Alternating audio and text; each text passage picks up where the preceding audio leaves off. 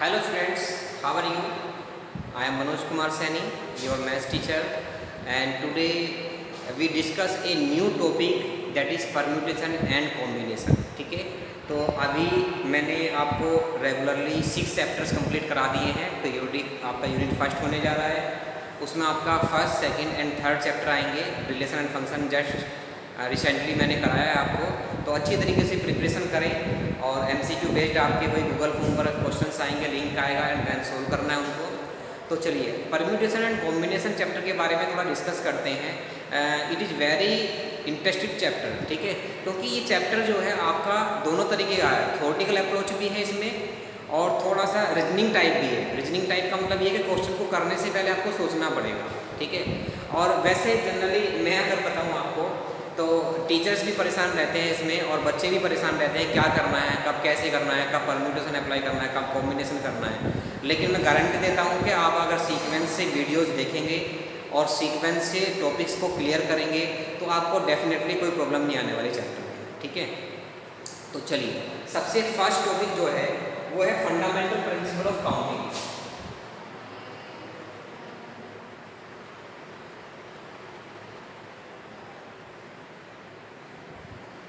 Fundamental principle of counting.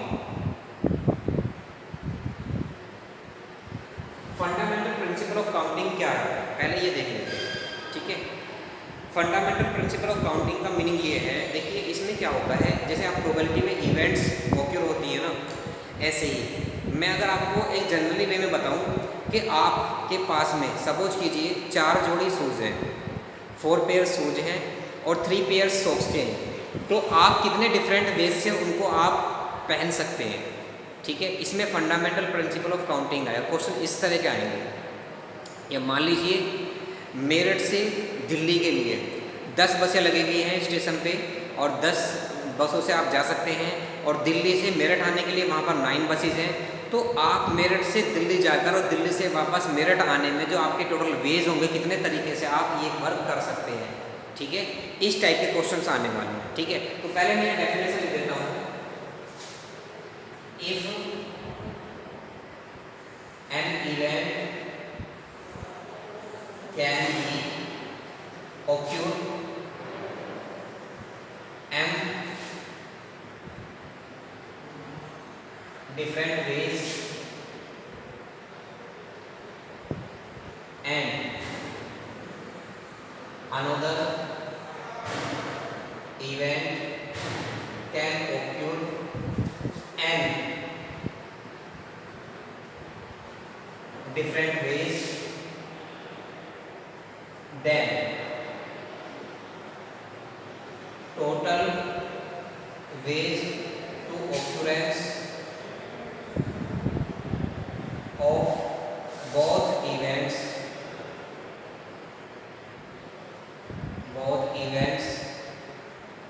denoted by m into n। ये आपका क्या है, फंडामेंटल प्रिंसिपल ऑफ काउंटिंग है। इसका मतलब ये है कि अगर एक इवेंट m तरीके से ऑक्यूर हो सकती है और उसी से दूसरी इवेंट n वेज से ऑक्यूर हो सकती है, तो दोनों के सिमिल्टेनियसली एक साथ ऑक्यूरेंस की जो कंडीशन होगी वो होगी m into n। अब मैं आपको बताता हूँ एग्जांपल। मान लीजिए आप मेरठ से दिल्ली जाते हैं और 10 बसेज हैं आपके पास में स्टेशन पे खड़ी हुई और दिल्ली वाले स्टेशन पे 9 बसेज हैं, तो आप कितनी वेज से जा करके आ सकते हैं। आप जरा देखिए, मेरठ से दिल्ली जाने के वेज जो होंगे वो होंगे बेटा 10, क्योंकि आप स्टेशन पे गए, 10 बसेज आपके सामने हैं, 10 में से कोई भी एक बस चूज करके आप जा सकते हैं। यानी कि आपके मेरठ से दिल्ली जाने के जो वेज हैं, तरीके डिफरेंट वेज हैं, जो अलग अलग तरीके हैं, वो है 10, क्योंकि 10 में से आप कोई सी भी बस चूज कर सकते हैं।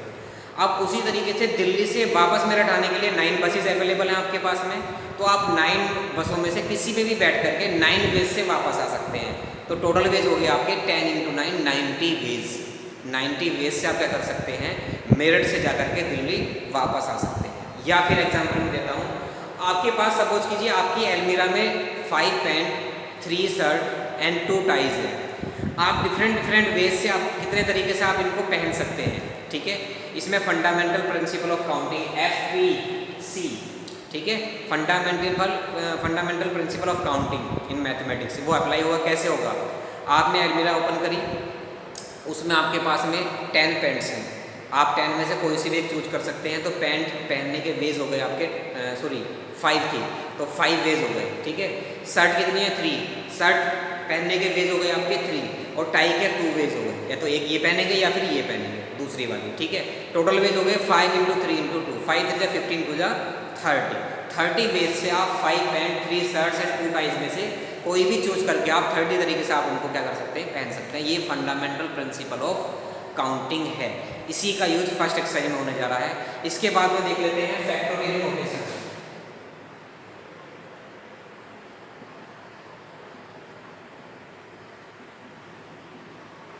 फैक्टोरियल नोटेशन क्या है कि किसी भी नेचुरल नंबर को, ठीक है, उसके डिसेंडिंग ऑर्डर में उसको एक्सप्लेन करने का मेथड, यानी कि ये डिनोट करता है कि किसी नेचुरल को, देखिए फैक्टोरियल का साइन जो होता है,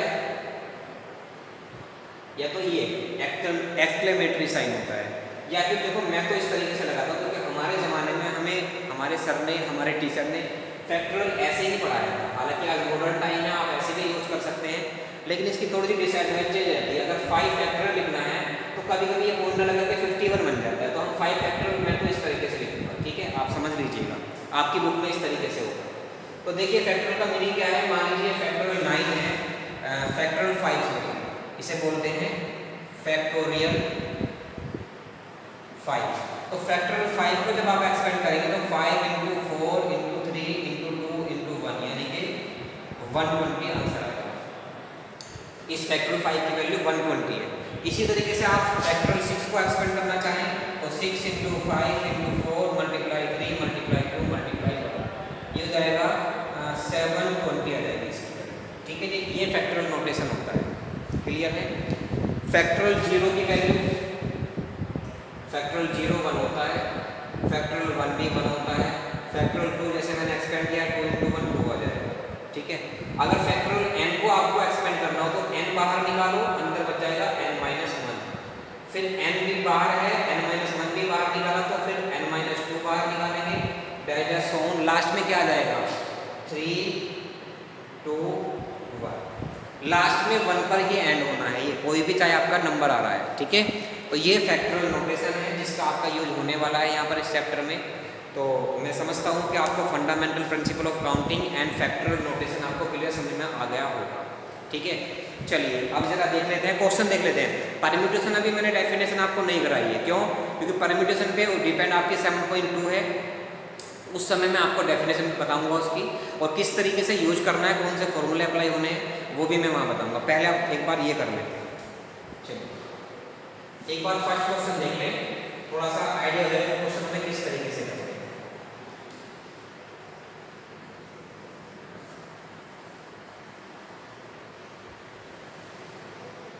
देखो बेटा,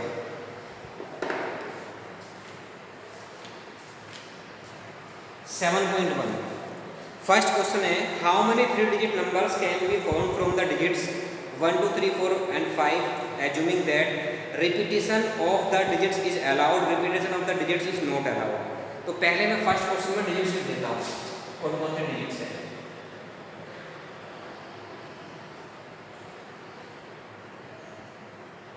1 2 3 4 and 5, 5 डिजिट आपके पास में है। We have to make 3 digit number, 3 digit number में 3 डिजिट होंगे, यानी कि 5 में से 3 डिजिट लेनी है आपको। तो पहला कहा है repetition of the digit is allowed,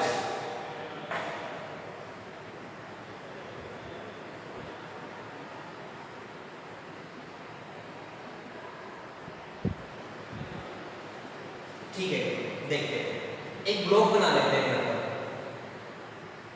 इस ब्लॉक में 3 डिजिट्स आनी है, 1 2 3, 3 डिजिट आ रही है, ठीक है। अब जरा देखें भैया, आपके पास 5 डिजिट्स हैं, उनमें से unit place, 10 place, 100 place fill करने हैं। मैं इनमें से पांचों में से कोई भी डिजिट यहाँ रख सकता हूँ। यूनिट प्लेस को फिल करने के बेस कितने हो गया? 5। फिर दोबारा से इन 5 डिजिट में से मैं कोई भी डिजिट यहाँ फिल कर सकता हूँ। इस सेकंड प्लेस को फिल करने के जो बेस हो गए वो 5 हो गए। क्यों? रिपीटेशन अलाउड है, जो नंबर आपने यहाँ पुट कर दिया उसे दोबारा यहाँ भी ले सकते हैं, तो पांचों के पांचों नंबर आने हैं। और फिर इस प्लेस को भी मैं कितने वेज से फिल कर सकता हूँ, 5 वेज से। टोटल वेज कितना होगी, 5 वेज, 5 वेज और 5 वेज, 5 × 5 × 5 125, यानी कि 3 डिजिट नंबर जो फॉर्म होंगे वो कितने होंगे, 125 होंगे। समझ गए? लिखने का तरीका क्या है, there are 5 digits and all 3 places, unit, 10 and 100 place can be filled by 5 ways each। इनमें से प्रत्येक 5 वेज से फिल किया जा सकता है। तो therefore total 3 digit numbers are 5 × 5 × 5 125 answer. ठीक है जी। Second case, repetition is not allowed. ठीक है, अब देखिए जरा, अगर रिपीटेशन अलाउड नहीं है तो क्या होगा, पहला प्लेस 5 वेज से होगा, लेकिन जो प्लेस मैंने मान लीजिए एक नंबर 3 यहाँ पुट कर दिया तो 3 यहाँ नहीं आएगा, फिर दूसरा प्लेस कितने वेज से फिल होगा, 4 वेज से, और तीसरा 3 वेज से। रिपीटेशन का मतलब ये होता है, नॉट रिपीटेशन का, कि एक मान लीजिए आपने एक डिजिट बनाई, यहाँ पे मान लो 3 आपने पुट कर दिया, तो अब 3 जो है यहाँ पर नहीं आएगा, 3 दोबारा यहाँ पर नहीं आ सकता, रिपीट नहीं होगा 3 नंबर, तो ये एक ही बार यहाँ फिक्स हो गया, तो यहाँ तो 5 वेज से हो गया, ये 4 से, और फिर ऐसे जो नंबर यहाँ गया वो यहाँ नहीं आएगा। तो यहाँ पर फिल करने के लिए हमारे पास रिमेनिंग 3 डिजिट्स रहेंगी बस, और यहाँ पर 4 डिजिट्स रहेंगी। ठीक है, इसी तरीके से आप क्या करें, लैंग्वेज लिखें और इसको मल्टीप्लाई कर दें, तो यहाँ जाएगा therefore 3 digit numbers are 3 × 4 × 5 60 ways, 60 numbers मिल जाएंगे। ठीक है जी, ये परम्यूटेशन एंड कॉम्बिनेशन में फंडामेंटल प्रिंसिपल ऑफ काउंटिंग का कंसेप्ट मैंने आपको समझाया है, मैंने एक क्वेश्चन करके दिखा भी दिया है, आप आगे वाले कर सकते हैं, लेकिन जनरली जो भी हार्ड क्वेश्चंस हैं वो टोटल मैं आपको कराऊंगा, लेकिन मेन क्या है कि आपको समझना है, अच्छी तरीके से इसको अप्लाई करना। ठीक है बेटा, आज के लिए इतना काफ़ी है। Thank you and have a nice day.